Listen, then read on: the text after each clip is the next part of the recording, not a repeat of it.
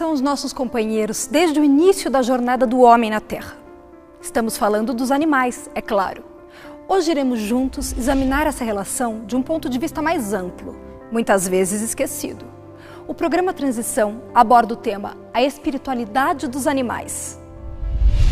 A experiência humana fez com que convivêssemos com os animais, domésticos ou agressivos, selvagens ou dóceis, pequenos ou de maior porte. Os animais, as aves, os insetos, fazem parte da vida humana. Agora, certamente, quem possui um animal em casa, um cachorro, um gato, um passarinho, enfim, qualquer animal, irá concordar certamente com aquilo que nós iremos falar agora. Eles estão muito longe de ser apenas uma máquina. Todo mundo que tem um animal de estimação é um membro da família, né?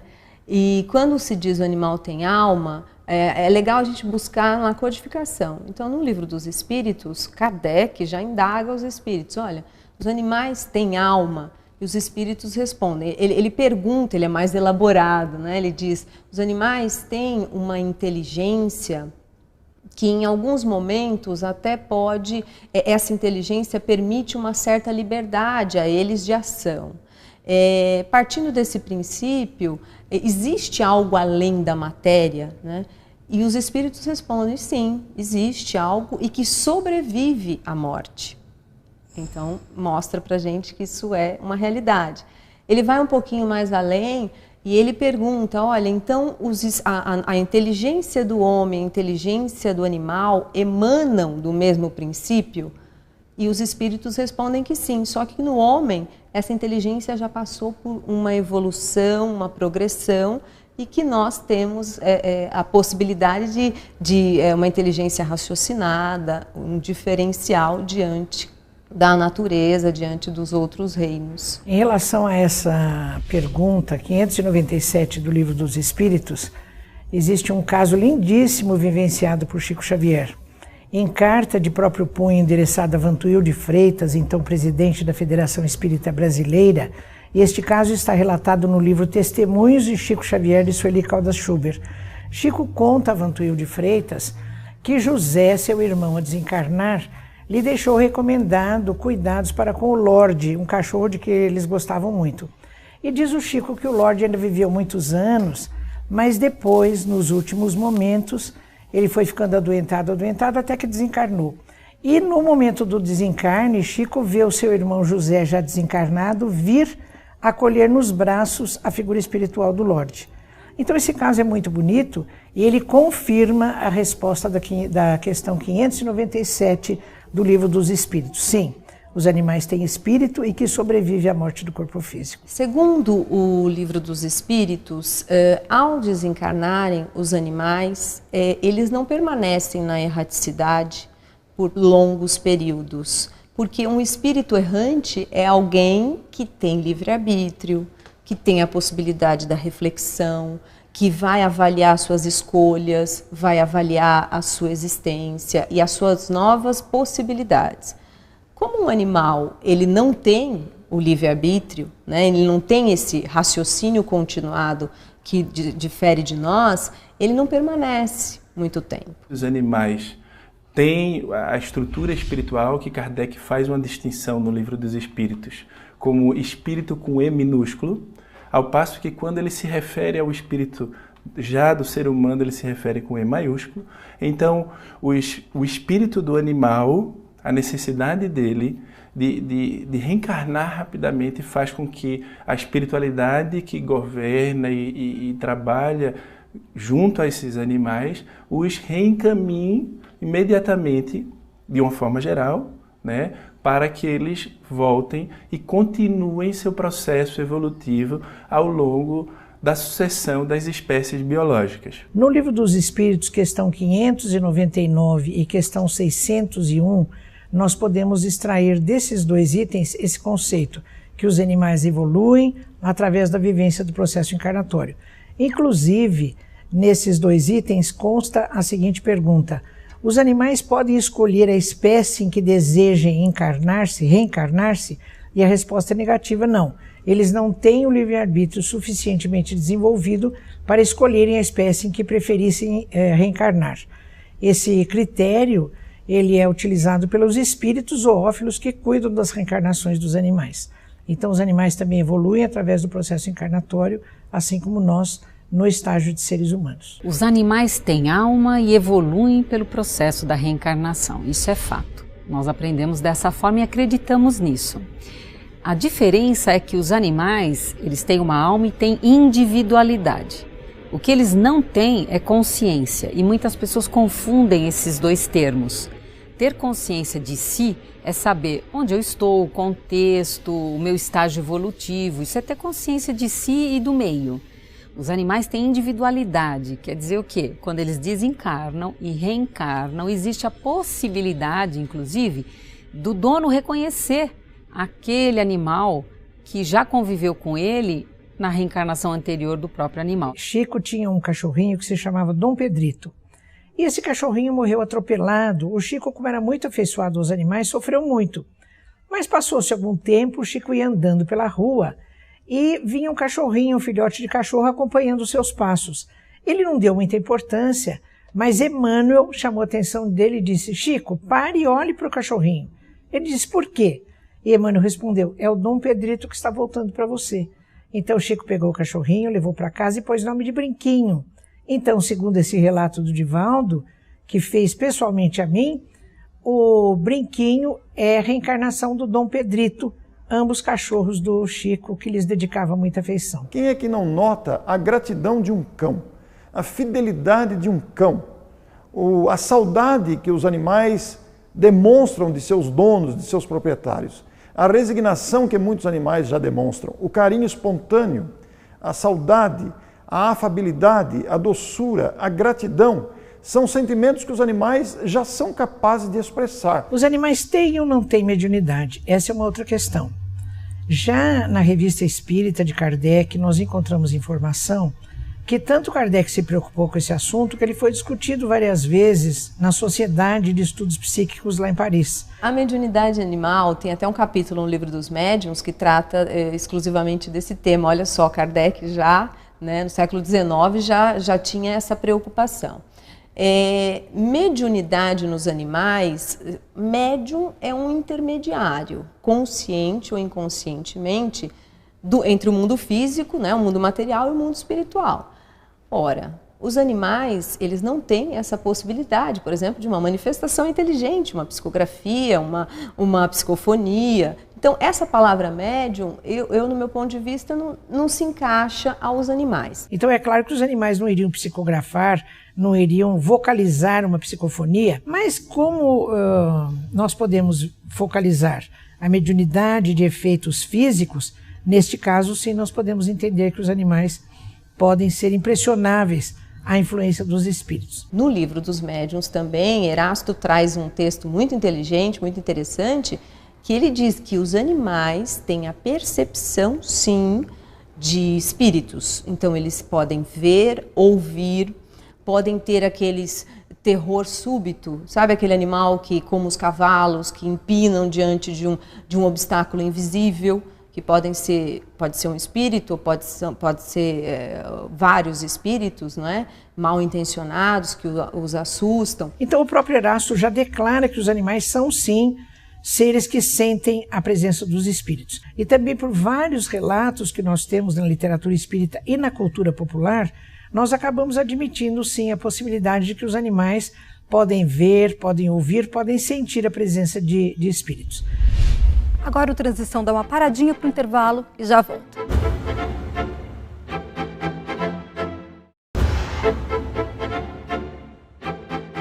O Transição está de volta e continua com o tema A Espiritualidade dos Animais. Mas por que eles sofrem? Eles não fazem mal a ninguém, não é? E a doutrina espírita vem no meu socorro, principalmente, porque eu falo por mim, como profissional, como diariamente você vê animal com patologias que a gente tem. Eles têm câncer, têm epilepsia, eles têm fraturas ósseas, eles têm parto distóxico. Então eles têm uma série de sofrimentos, não só físicos, mas também mentais, psíquicos. Então os animais, eles têm dores emocionais, têm medo, sofrem os maus tratos. E eu comecei a me perguntar por que os animais sofrem, não é? Se no livro dos Espíritos existe a questão esclarecedora de que para os animais não existe expiação. Sofrimento, ele tem duas vertentes. Existe o sofrimento expiação, o ser humano às vezes passa por ele, e existe o sofrimento aprendizado, educação. O ser humano passa também por esse sofrimento aprendizado.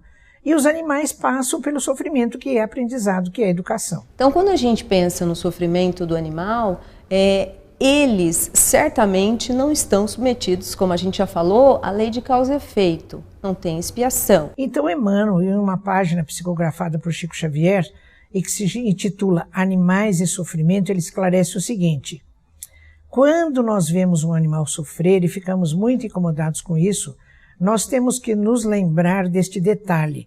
O sofrimento, a dor, quase sempre é uma lição educativa da vida para que aquele ser aprenda alguma coisa.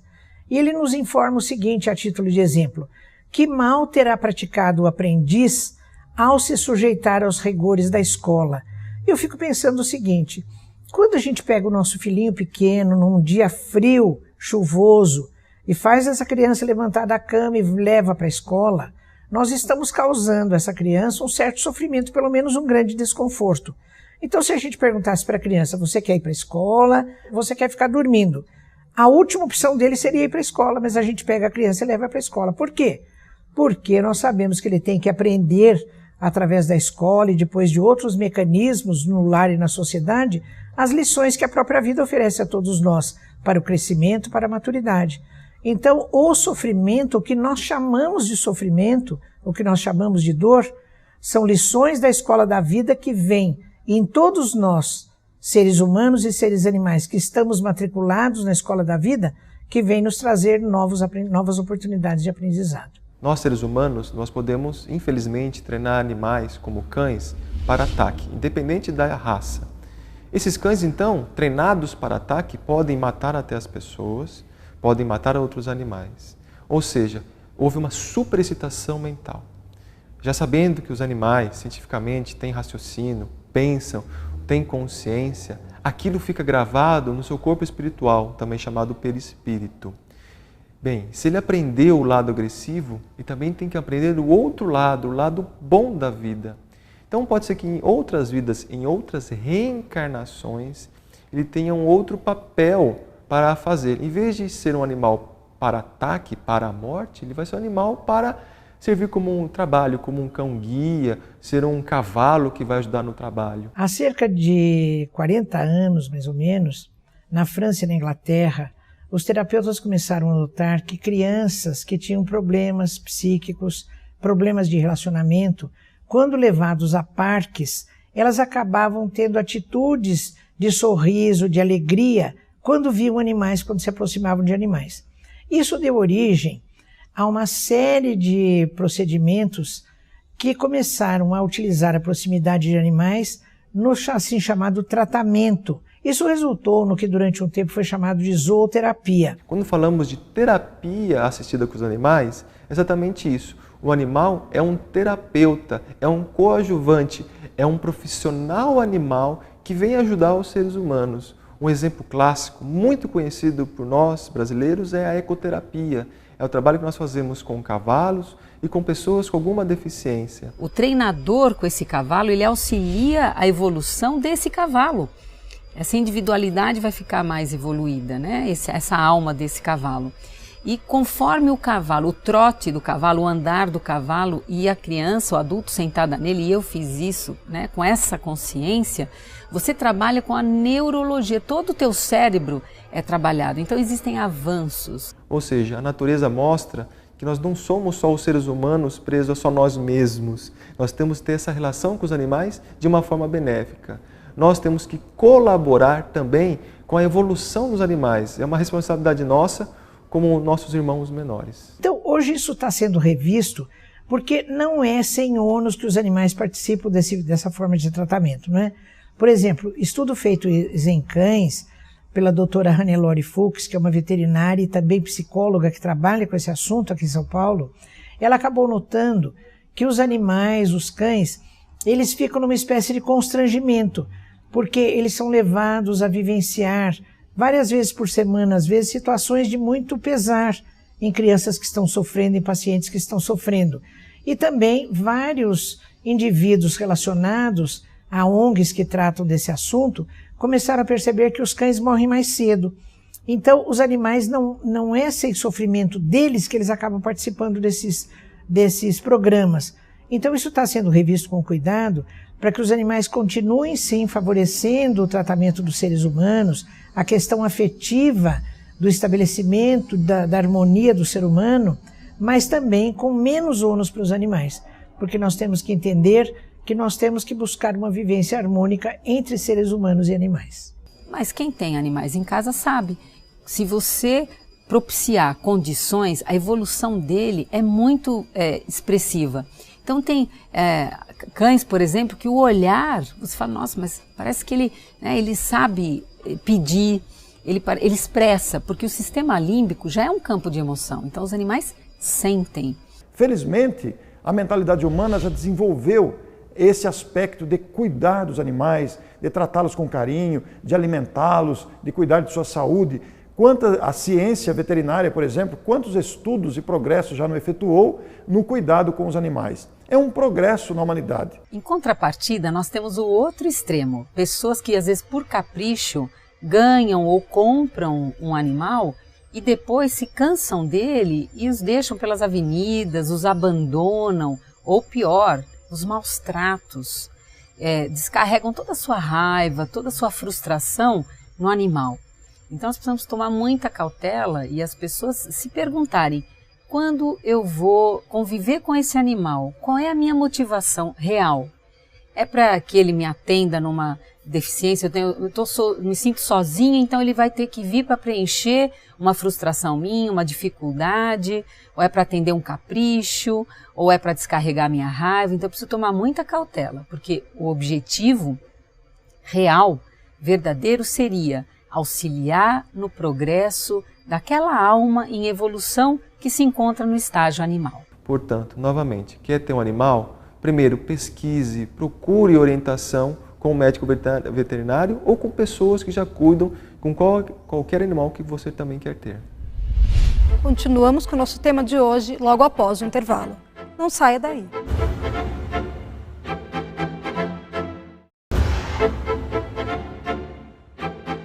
Alimentação, entretenimento, companhia, pesquisa científica. Nos relacionamos de tantas formas com os animais que a nossa história já é uma só. Mas qual é a postura que a era de regeneração propõe para a nossa convivência? Comer ou não comer carne? Esse assunto é muito polêmico, é muito controverso e existem vários aspectos a serem abordados. Um aspecto que é muito grave é o aspecto ético. Hoje em dia nós temos que entender que um animal, como um bovino, como um suíno, como um frango, não são bifes, não são pedaços de carne, são vidas, não é? Então eles têm direito à própria vida, têm direito a bem-estar. E existem muitas ONGs, muitas empresas, muitas entidades no mundo todo trabalhando a favor da defesa do direito à vida e do direito ao bem-estar dos próprios animais. A nossa sociedade, hoje em dia, está mais reflexiva sobre essa matéria, porque existe um avanço considerável no conhecimento sobre esse assunto ligado com a evolução espiritual e o respeito aos semelhantes. Por incrível que pareça, eu uso a palavra semelhantes não só para os homens, mas também para o reino animal, porque não em tom de graça, não é? Mas existem animais cujo comportamento ético é melhor do que de muitos homens, não há dúvida nenhuma. Outro aspecto também é a questão ecológica.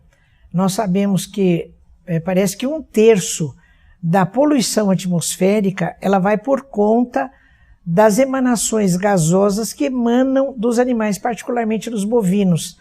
É puro metano que vai poluir a atmosfera, não só pelas eruttações, como também por toda forma de gaseificação a partir de resíduos animais, como é o caso das suas fezes, como é o caso do próprio alimento que eles consomem.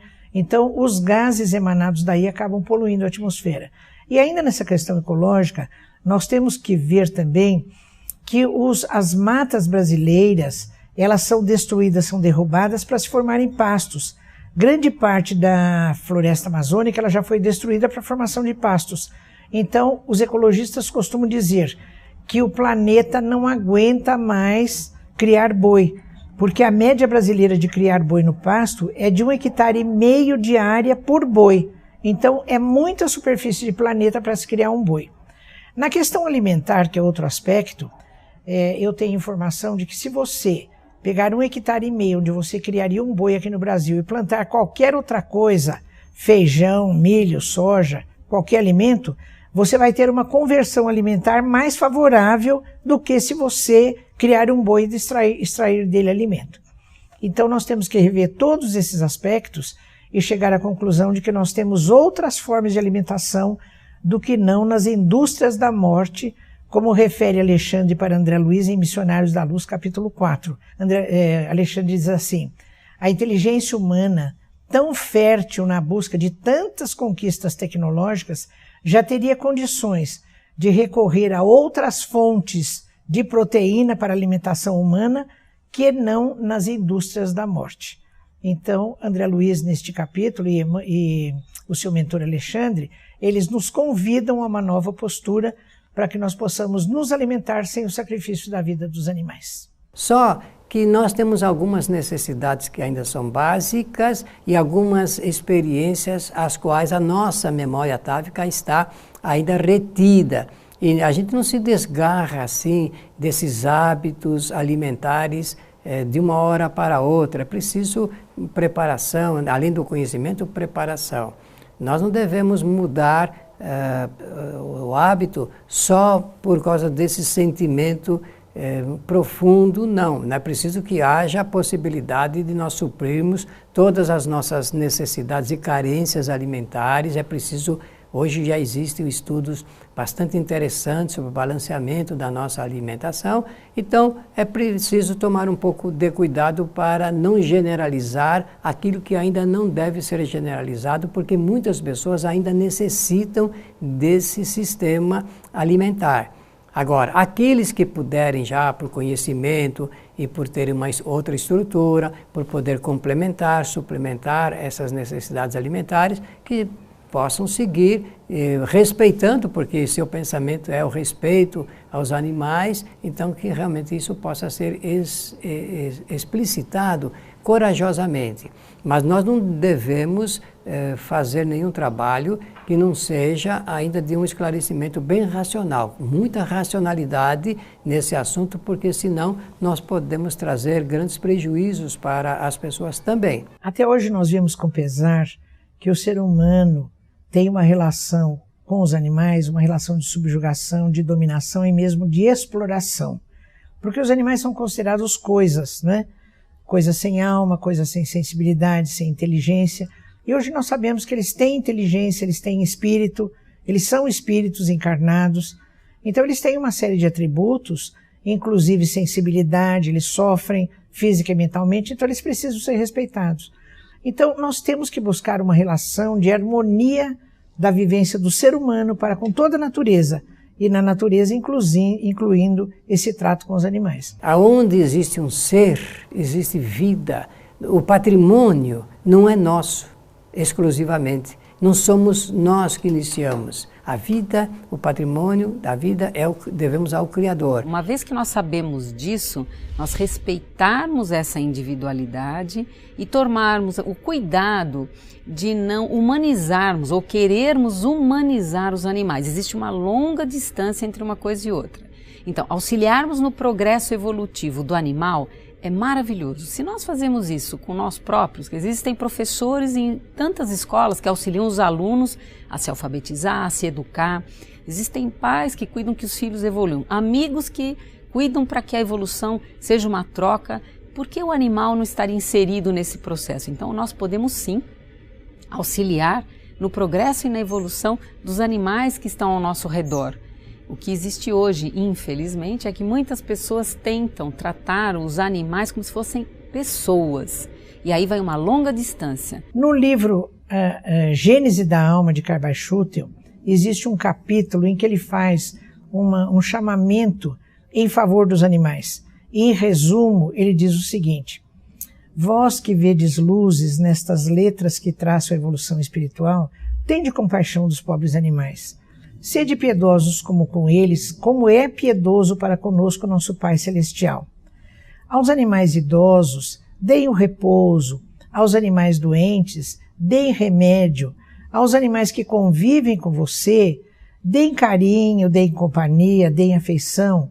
E ele vai todo desfiando toda uma história, nos motivando a esse relacionamento harmônico com os animais. E eu me lembro, somando com isso, no próprio livro Missionários da Luz, de André Luiz, no capítulo 4, que eu já mencionei, Alexandre diz a André Luiz assim, que às vezes muitas pessoas não são atendidas pelo plano espiritual, pelos espíritos amigos, porque eles não oferecem condição vibratória para serem atendidos. E isso inclui a maneira como tratam os animais. Então ele diz assim, a missão do superior é de amparar e proteger e educar o que nós chamamos de inferior, os animais, e não de subjugá-los. Então, se nós criamos com eles uma relação de harmonia, uma relação de afetividade, nós também favorecemos a nossa própria vibração para merecer dos espíritos amigos a proteção que nós tanto pedimos a eles.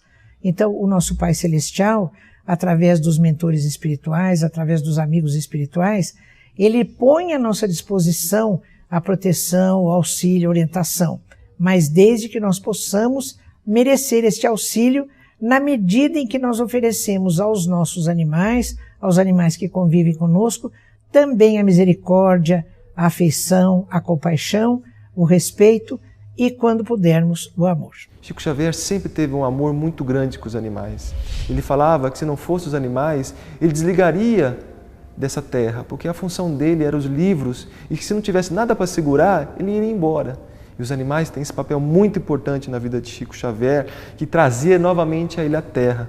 Então, os animais, nós temos que entender o seguinte, os animais têm uma importância muito grande com os seres humanos, porque eles que ligam a gente, que dá afeto, dá amor e carinho, às vezes melhor que um ser humano. Por isso que sempre temos que respeitá-los e estudá-los da melhor maneira possível, e com o exemplo maior de Chico Xavier. Segundo o Livro dos Espíritos, toda destruição que excede os limites da necessidade é uma violação da lei de Deus. Portanto, podemos concluir que a nossa relação com a natureza como um todo e com os animais em particular deve evoluir, buscar o equilíbrio necessário à nossa evolução enquanto criaturas do mesmo Criador. Até o nosso próximo encontro. Tchau!